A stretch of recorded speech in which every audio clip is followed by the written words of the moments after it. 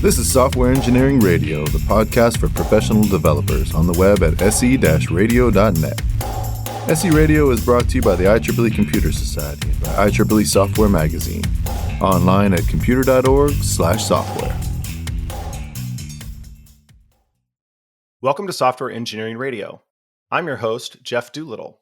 I'm excited to invite Ori Saporta as our guest on the show today for a conversation about the role of the software architect. Ori Saporta co-founded vFunction and serves as its system architect. Prior to founding vFunction, Ori was the lead systems architect of WatchDocs until its acquisition by BlackBerry, where he continued to serve in the role of distinguished systems architect. Ori has a BS in computer engineering and an MS in computer science from Tel Aviv University. Ori, welcome to the show. Thank you, Jeff. Thank you for having me. The role of software architect, that's a pretty broad area for discussion. So let's start with something specific. What do you feel is one of the most important aspects of the role of software architect that maybe is often misunderstood or overlooked? A lot of people are under the misconception that design and the role of the architect is something that happens at the beginning of an application lifecycle. And I really can't think of a more erroneous assumption, because software is a living, breathing thing. And as it changes, the design must always adapt and has to go with the flow, sort of. And so the architect must always be in there within that life cycle to help guide and make the necessary changes into the architecture and design of the system to make sure that it can adapt and over time acquire new features, new integrations, which is really the goal of continuing to develop an application. So are you seeing situations where companies are trying to say the architect does some design work up front and then maybe they just move to another team or they disappear? I have actually. Also with some of our current clients, where there is maybe a group of architects and they will be handed down like the POC stage of a new feature, and they design it, they maybe do a prototype, they hand it over, and they lose any control. But it's not only a matter of control. They don't have actual visibility into what's happened with that. Was it a good design? Maybe it wasn't the best design. Maybe we need to do another iteration of the design to adapt to something that we didn't figure out at the beginning. And it's difficult to get everything right the first time. And that's even with the first iteration of an implementation.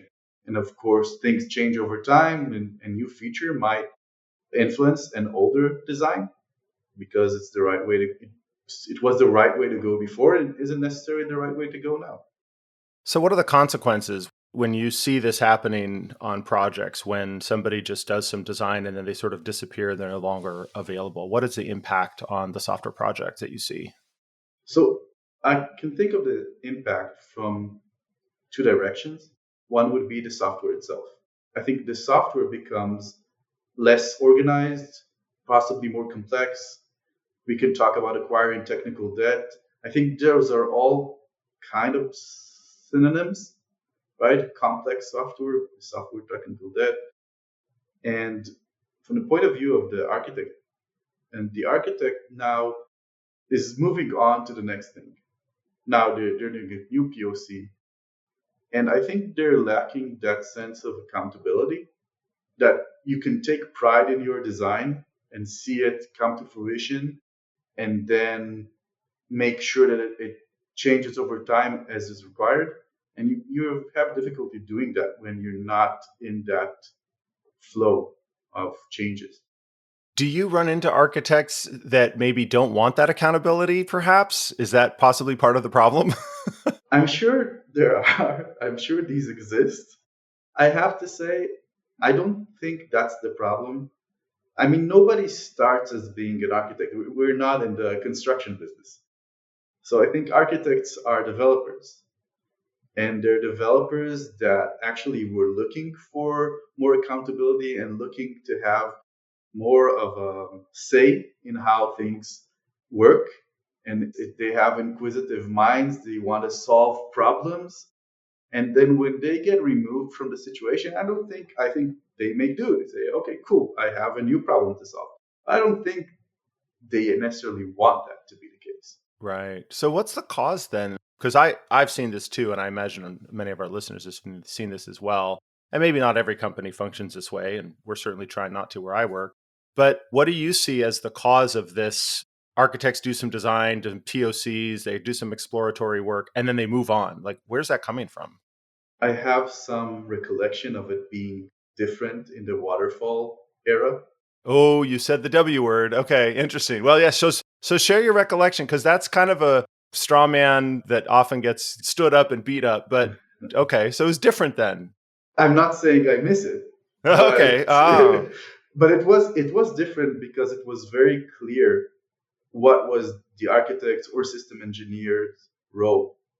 So you had this period of time where you were the king. Yeah, like, okay, we're done with requirements. Now we're at design phase.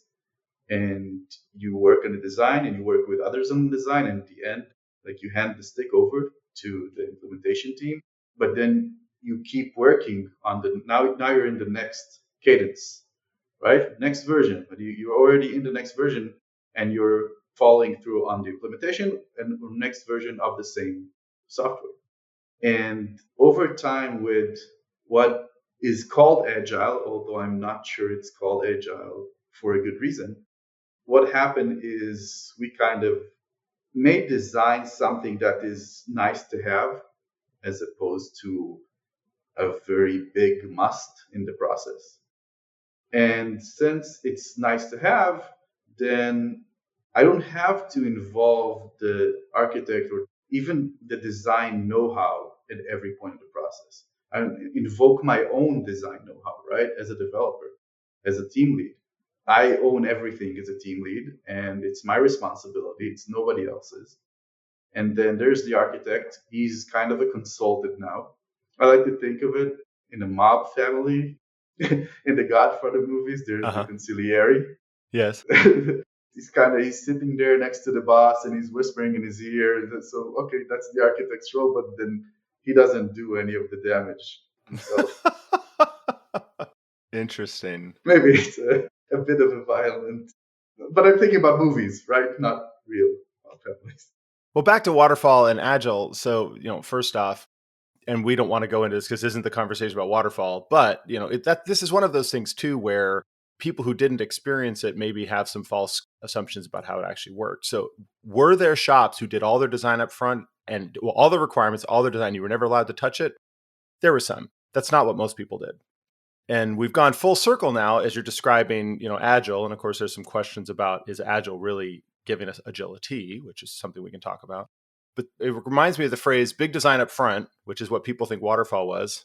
And then it sounds like what you're saying, the far extreme is no design up front. Or no design at all. Or no design ever. Okay. Yeah. Okay. So how do we strike the balance there between these things? Well, first, make a case for design. Why do we need design? We need to plan and we need to give thought into what we're doing. We need to think. Okay, that's good. We need to think. You can call it whatever you like, right? We can call it design, but we can call it just stopping to smell the roses or just stopping. If we go from I'm coding this feature and then I'm coding the next feature, and at no point did I give thought into how certain components interact with each other, how they affect each other, how the new feature I'm going to write is going to affect the previous features I've written, and the future features that I haven't even thought about yet. We have to think about that. If we don't, what happens is that when we get to the next feature, we don't know where to start, or we just break everything all the time because we never give anything any thought. So there's no specific design methodology I'm going to say we have to do this other than that, but you have to stop and think and plan. I mean, you don't have to, but how's that working for you?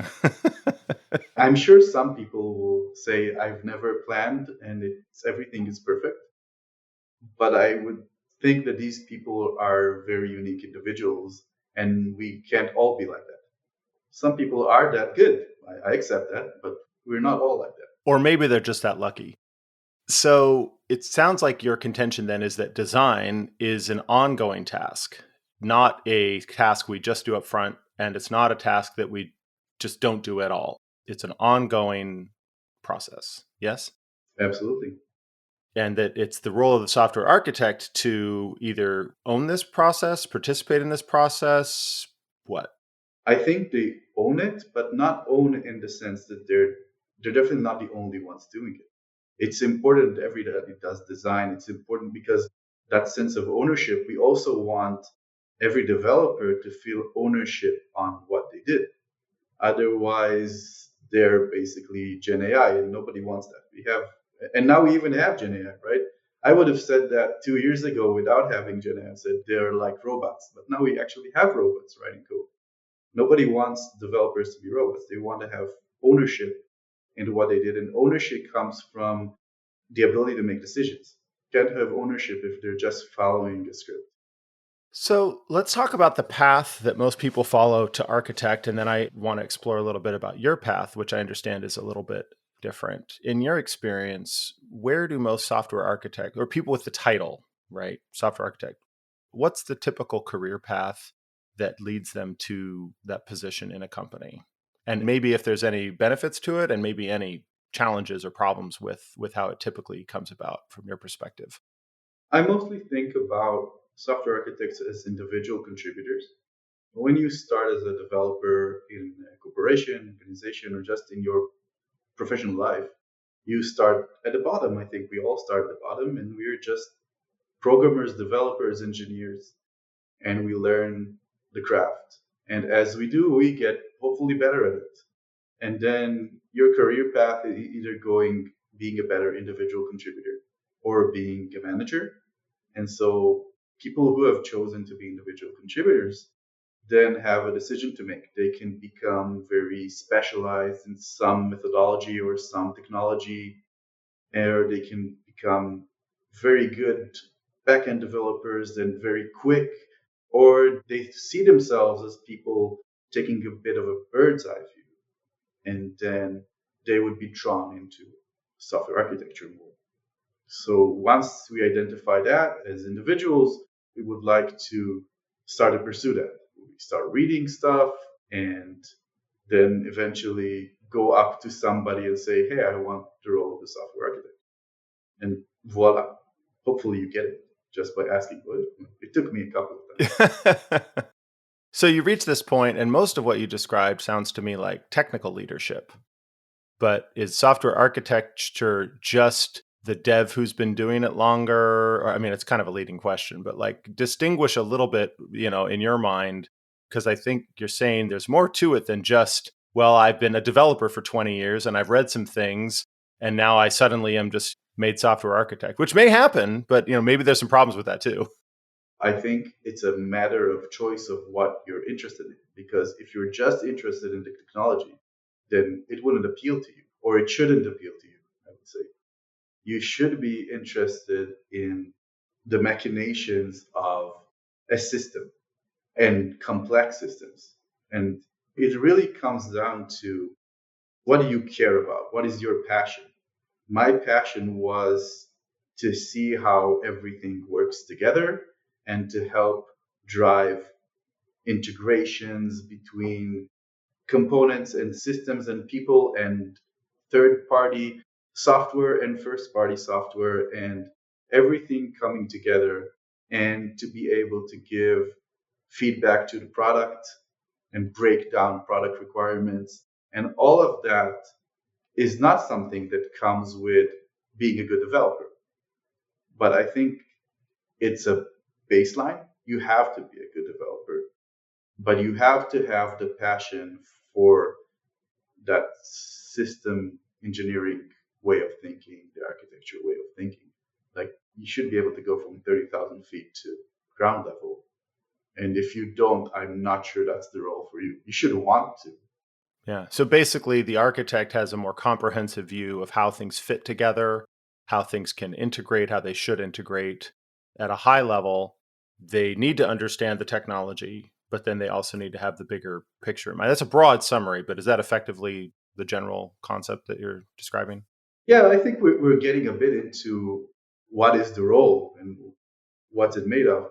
I think architects eventually are decision makers, and they're decision makers. You can say that everybody's a decision maker, and it's just a matter of what type of decisions they make. But they're decision makers on the level of solving problems. They're presented with a problem by someone who is usually less technical than they are, and they need to break down that problem. And breaking down that problem is into some sort of technical language. I think we're familiar with that how and what kind of recursion, right? Cascading waterfall of how and what. So I would think of the software architect as the first person that hears the how, which is the what, sorry, that's not technical, and breaks down into a how that is technical. Then there are others who hear the what as maybe less technical, breaking even more technical details. So the details change, but there is a switch between being on the user side, which what's the product, and then the technical side, which is the architect. Yeah, so you made a distinction there that I want to highlight for the listeners between the what and the how. And I actually talk a lot when I give talks on these topics about avoiding jumping to how. So that was interesting. You just talked about the what being the non-technical and then the how being the technical. And if I heard you right, you said the architect is the first one who takes the bridge from the non-technical what, which of course I'm sure you'll say they're also involved in helping define the non-technical what, and then mapping that to the technical how. Did I hear that correctly? Yeah, I think the architect is often the bridge. They really belong in both worlds. They really need to understand both worlds. If an architect doesn't understand the business side of it or the product side of it, they won't be able to ask the right questions. So they will make the jump to how. So we all, as humans, I think we have tendencies to offer the solution. So when you talk to someone, you tell them what you want them to do and not what problem you want them to solve. It's a standard thing, right? And then when I have often conversations with product people, and it's not saying anything about them, it's just that they would say, okay, so let's just do 1, 2, 3 and problem solved, and go back, wait, but what is the problem we're trying to solve? And you have to understand that problem, because the solution might be completely different, might be the same, might be completely different. You won't have any way of knowing without understanding the problem. So I think that really is the bridge. Yeah, in a prior conversation, you said something I thought was interesting. Your statement was architects are the first response to product. Can you unpack that a little bit? So from that understanding comes the ability to arbitrate and mitigate product requirements. And whether they're coming from a product professional, or maybe they're coming from customers, clients, or executives, as it often happens in a startup environment. So if you have that understanding of both sides, you can be a good arbitrator, and you will understand both sides. You will say, this is not exactly what you're looking for. I know you said you want to add that feature, but I have a better proposition for you. I have another feature that I think will solve your underlying problem that you're trying to solve. And in that sense, that buffer between developers and non-technical people, if it's not there, then I think a lot of work becomes, I don't know if unnecessary, but I would say definitely twisted, in a sense that it is defined not by requirements and not by the problem, but by the solution. Absolutely. In fact, solutions coupled to implementations, in my experience, is what makes a lot of systems struggle. Because if requirements change and your design is coupled to requirements, then every time requirements change, your design blows up. Yeah, of course, requirements do change. And that's a good thing. That's called job security. But we complain about it because our systems don't know how to respond to change. It's also kind of human to respond poorly to change. Of course. I said, I've worked on this for 6 months. Why are you changing it now? Or this is the way we've always done it. This is the way we've always done it. Why do we need to change it? And probably if this is the way you've always done it, is the best indication that you do need to change it. Well, see, and now again, this is the role of architect too, where the architect is not just arbitrating the technical decisions, but the architect is also, and maybe mediating is maybe a better word, because arbitrating sounds a little bit adversarial, or facilitating maybe also, but also the personal side. So there's an architecture role on a technical side, but talk a little bit more about like the old thing from the movie Office Space, right? I just, I'm the product guy. I take the requirements from the customer to the developer because I'm a people person. Notice the role that's missing there is the architect. So let's talk. Not that would have solved the problem of the office and office space, but what is the role of architect from the personal standpoint a little bit as far as navigating that transition from customer to requirements to development? It's a great question. Personally, I think you need the ability to make people see your point, but in a non-adversarial. Mm-hmm. If you're adversarial, then product won't be able to work with you, and it'll go around you, and then you're basically useless. I'm sure there are those architects who are just in it for jumping. I think you kind of alluded to that in the beginning, just like jumping from one thing to the other. They don't really want the accountability. As I said before, I don't think that's really the common use case. I agree. Most architects are architects because they care. Exactly. And if you care, you have to. So some people care too much. At certain points in my career, I've cared too much. And I was like, I thought of myself maybe as a gatekeeper instead of a mediator. And Okay. I think you said mediator, which is great. There's a difference between being a gatekeeper and a mediator. I think at some point I thought of myself as a gatekeeper, meaning I should keep bad requirements away. And as a mediator, I don't think it's your role to keep bad requirements away. It's your role to help whoever made those requirements understand what are the right requirements, what are the good way to put these requirements. What's brilliant about that too is if you know something's a good idea, but the other person doesn't, if you try to force it on them, they might resist. But if they're convinced that it was their idea. Absolutely. I think what you really meant is that's how you lead them to it, right? You say, I heard you. We can think about that, but I think what you really meant was, and go to the core of the issue. Or have you thought about it this way? Oh, have you thought about it this way? And let's figure out together, basically what we're all saying is let's figure out together what is the problem.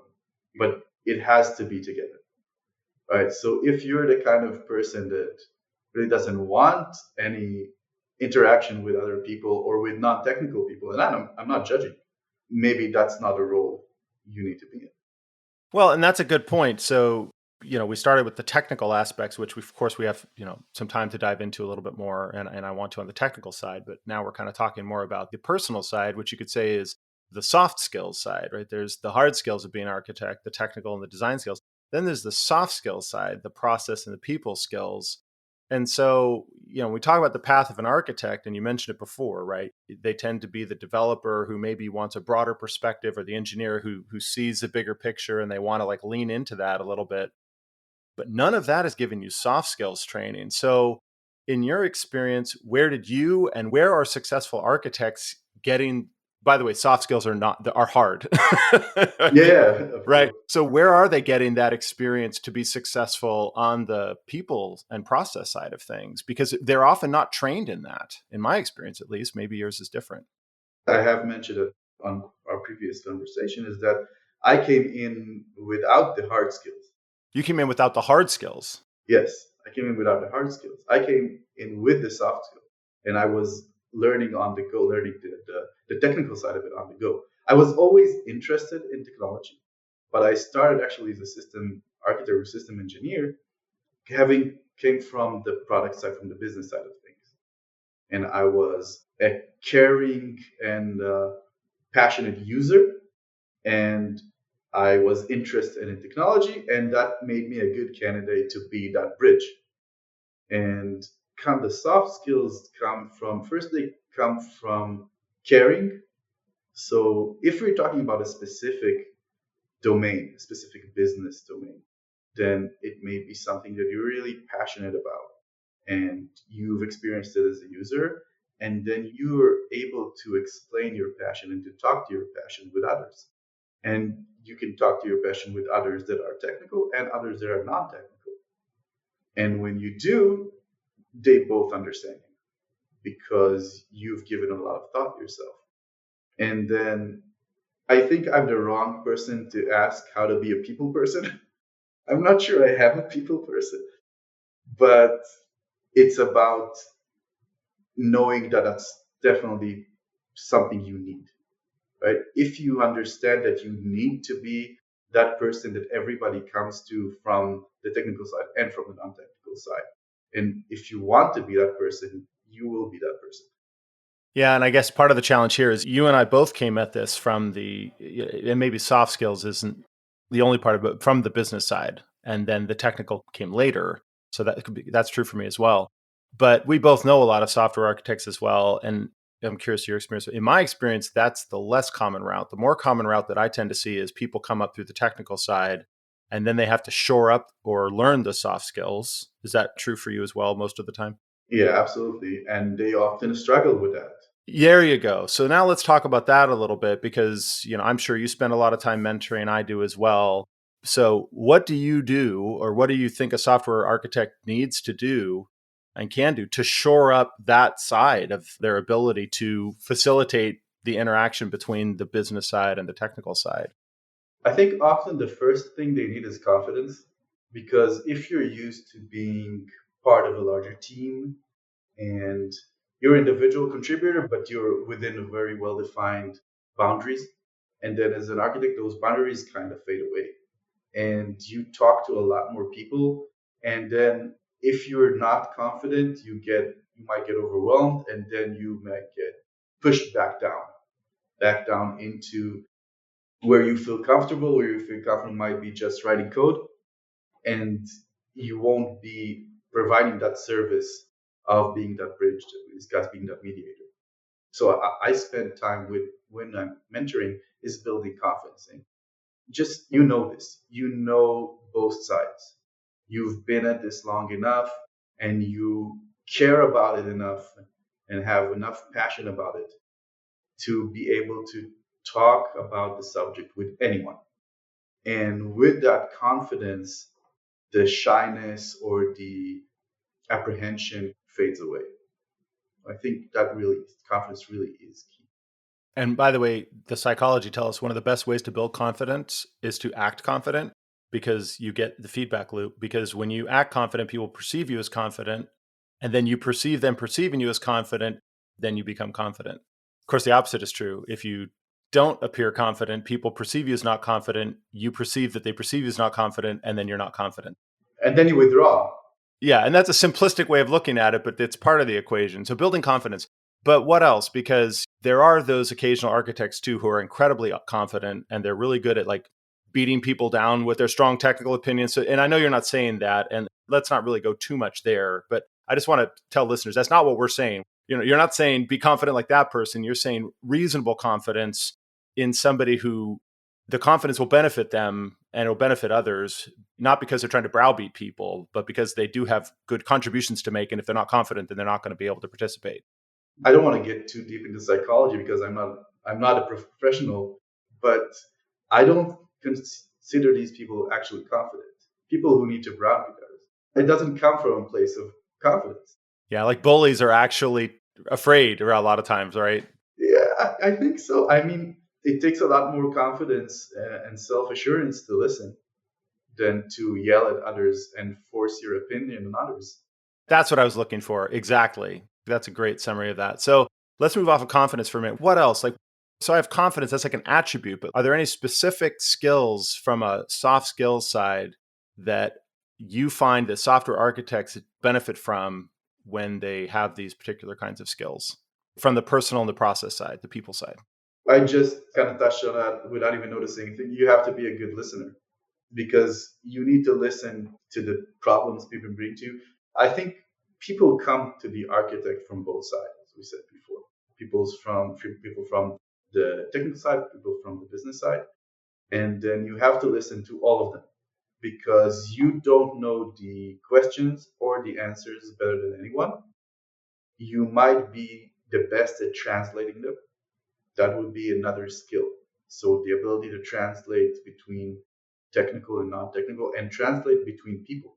I've often been in that scenario where I have a non-technical person and a developer on a call and they really don't understand each other. And they're both good people, but you have to listen, you have to understand that they're not understanding each other, and you have to be the mediator and speak a common language. And speaking a common language is a very difficult soft skill to master. I'm not sure anybody ever masters it all the way because it changes based on your business if you switch from one business to the other. But there are some commonalities. And I think the one thing that you can notice, regardless of what business you're in, is that two other people are not speaking the same language. And once you do, that's the first step into getting them to speak the same language.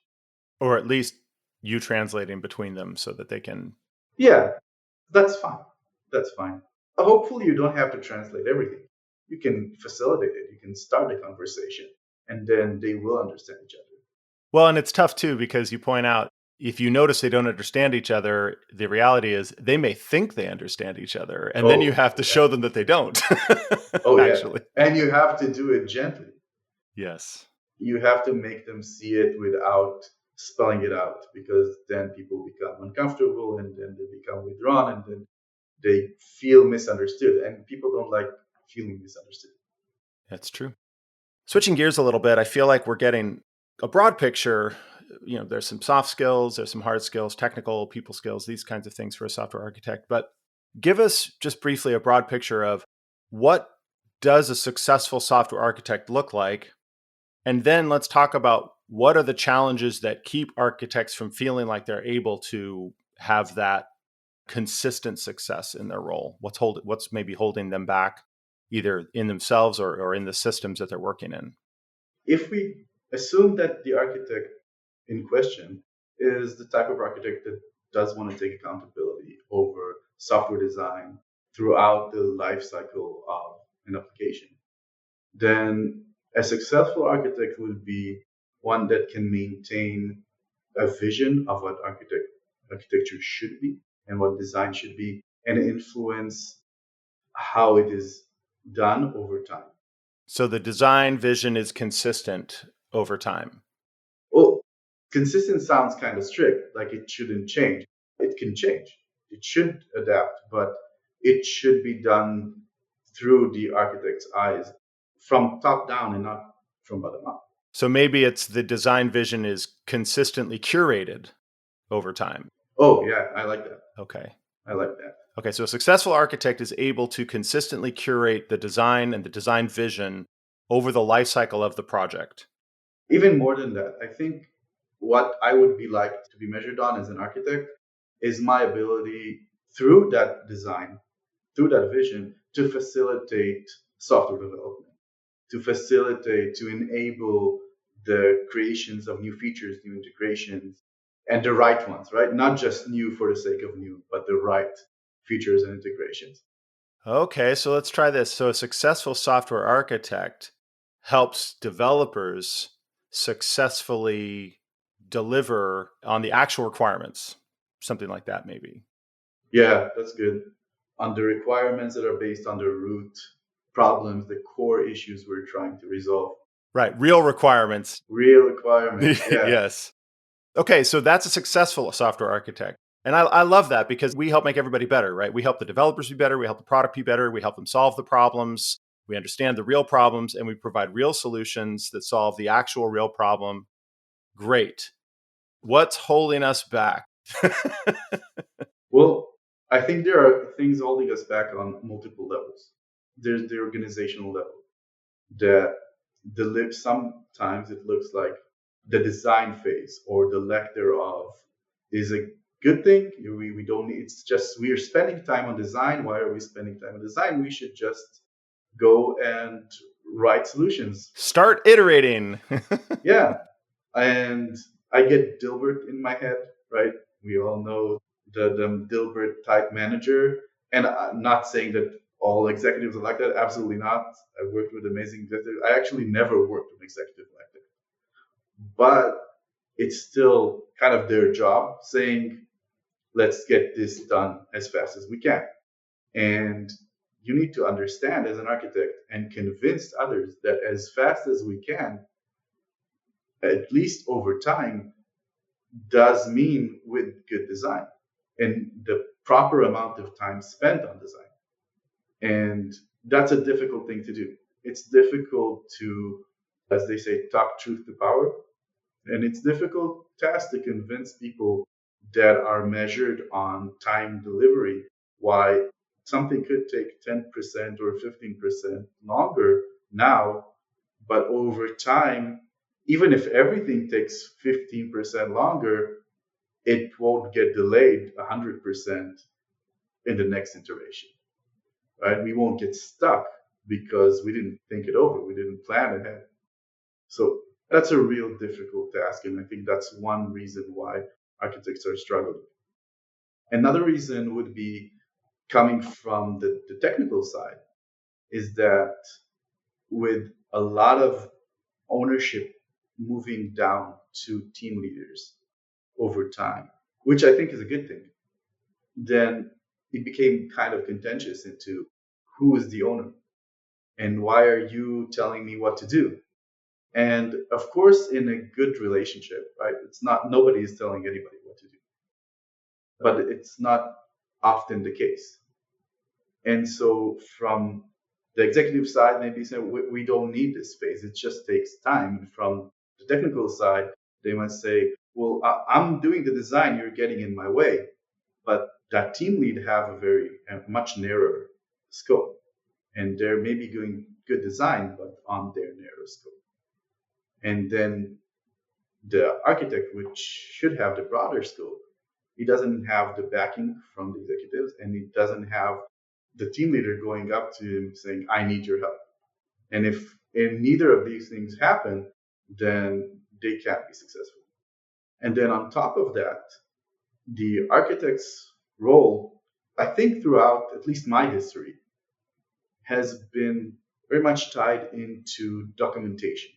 And I don't mean comments in the code necessarily, but documentation generally is writing documents and drawing diagrams and then maintaining those over time.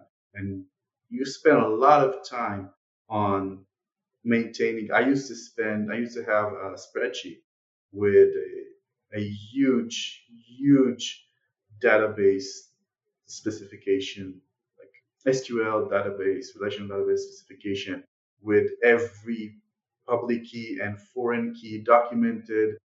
And it would take half my time just to manage that with change requirements.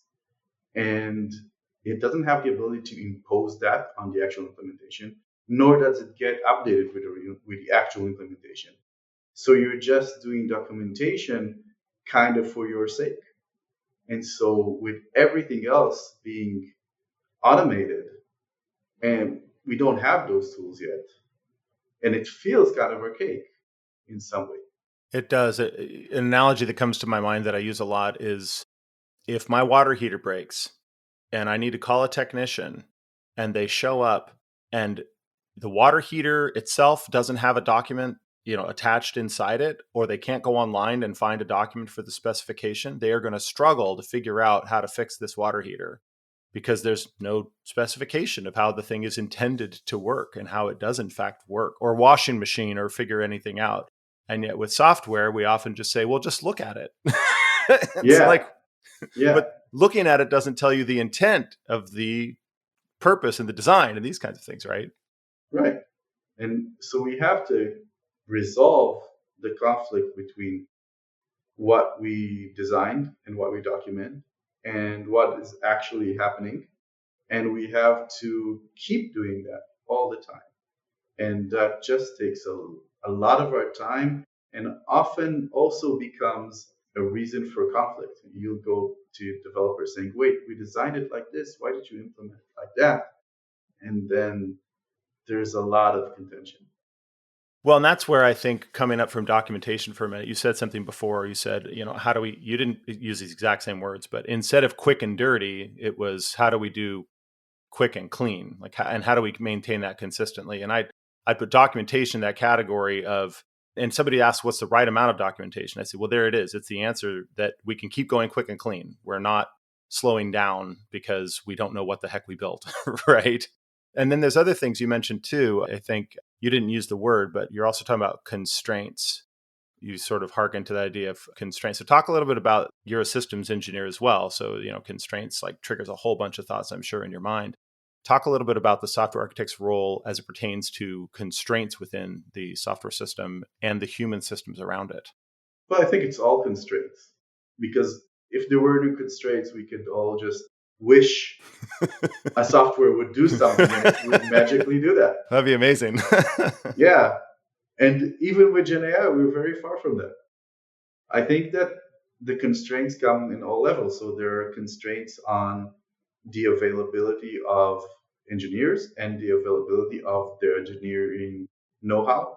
And then, of course, there are constraints on performance. And so if you will build a very different application if you have a requirement to deliver responses within a minute or a second or a millisecond. And that is often a very hard constraint, because no person is an island and no software is an island. Definitely not in our world.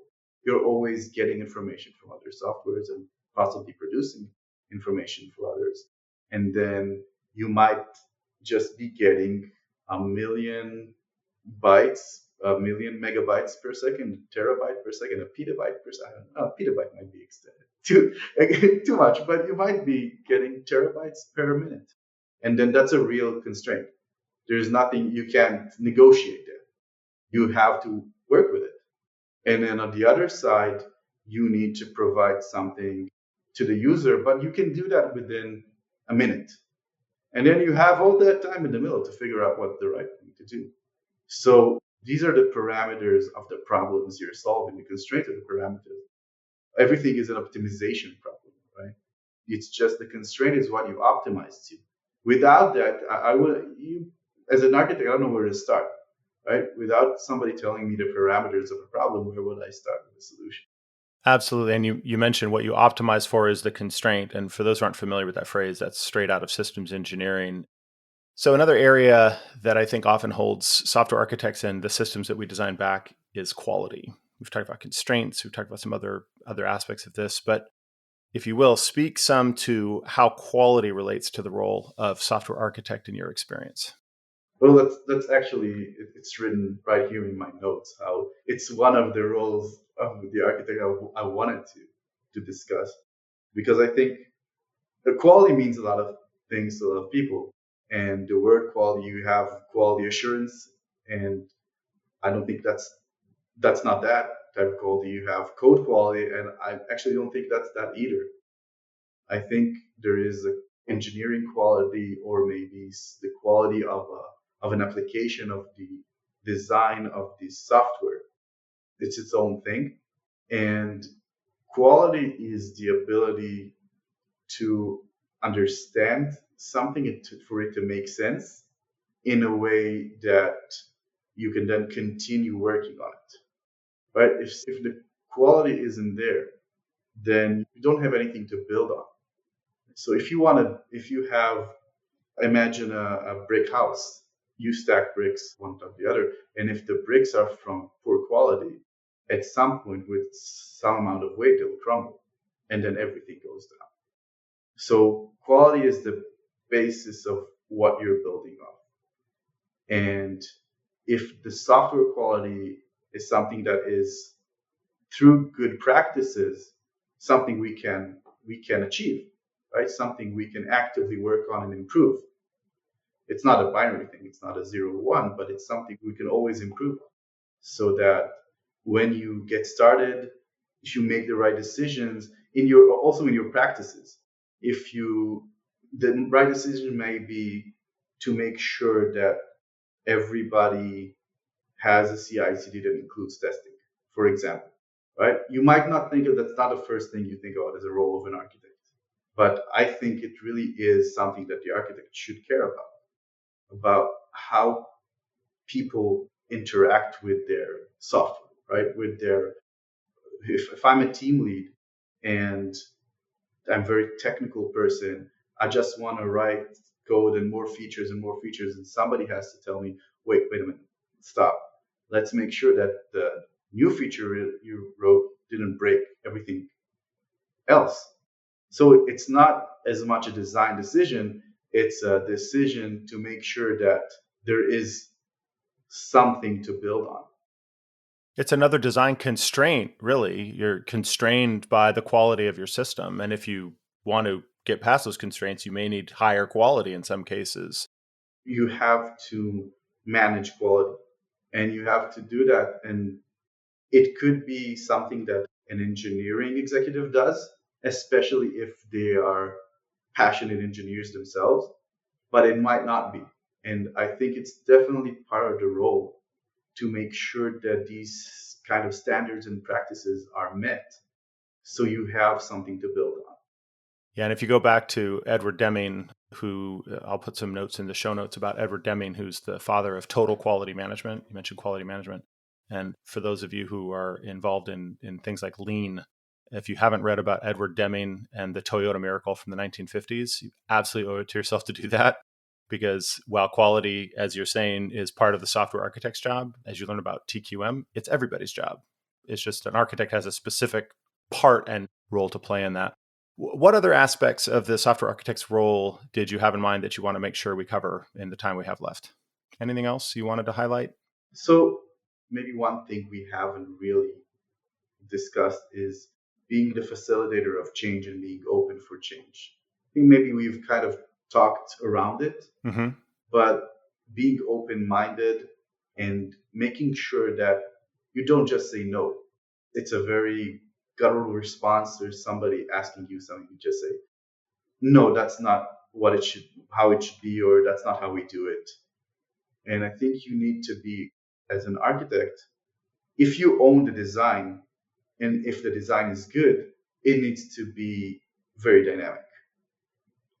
Static design will break. They say that the bridge that collapses is the bridge that doesn't move with the wind.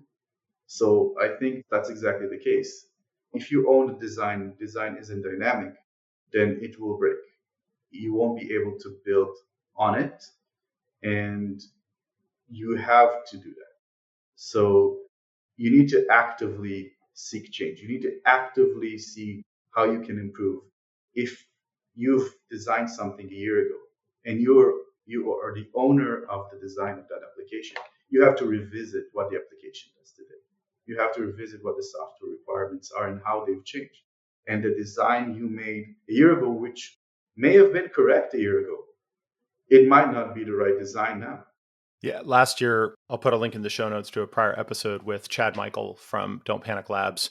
And the title was Software as an Engineering Discipline. But in his book on the topic, he has a phrase that I really appreciate. It's design for change. In fact, I think I even said it early in the episode. So now I'm just giving credit where credit is due. And so that's really the holy grail, right? Where we can design for change. And we know our designs might change, but if they keep changing constantly, fundamentally in their, because, it's interesting, you mentioned the bridge. Well, the reason the bridge is dynamic and can stand up to the wind is because of how the bridge was designed. Yes. So it's good design that lets you accommodate change. Absolutely. It's good design that lets you accommodate change. And so you can think of the bridge analogy as both sides, the wind being the changing requirements and the design being the actual design.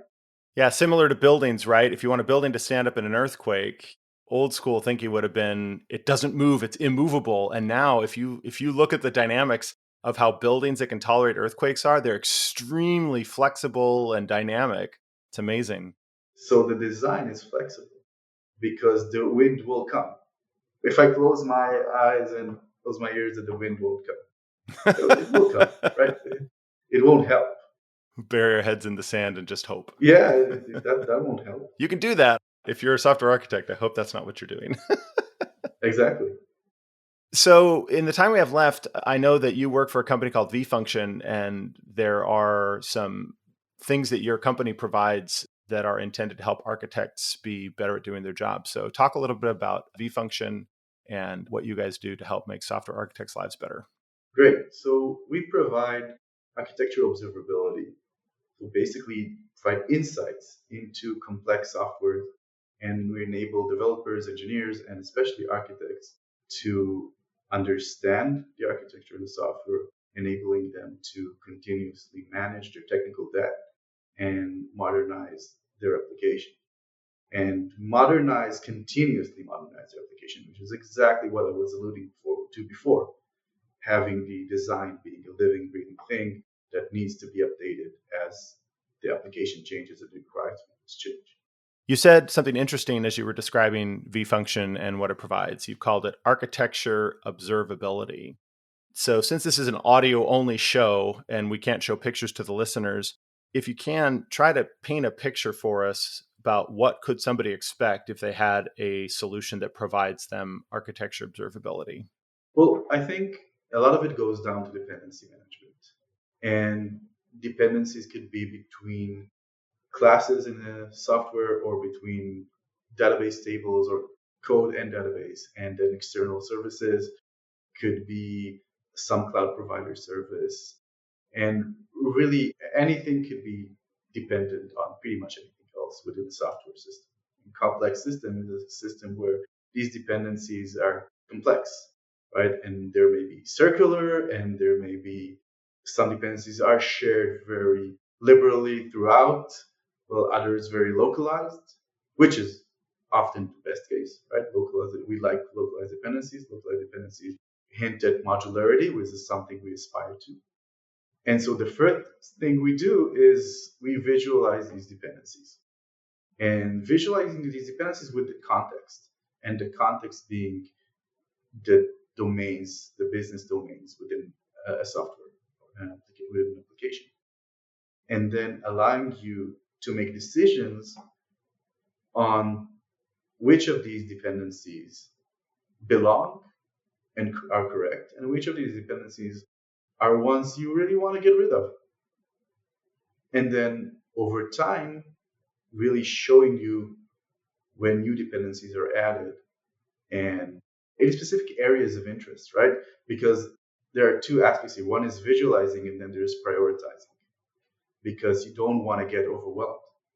You need to be prioritized. So some input may be coming from the user saying, I'm interested in this part of the software right now.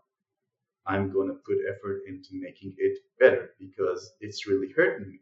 I'm feeling the pain from trying to develop new features within a certain domain. So let's focus on that.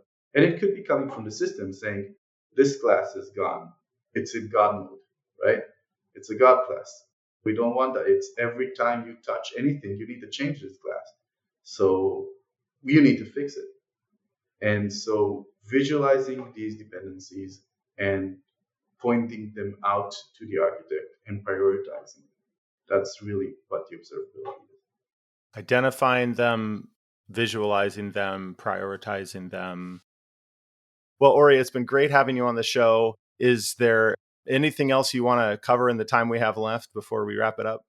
No, really like to thank you, Jeff. Really like spending this time with you, talking about software architecture.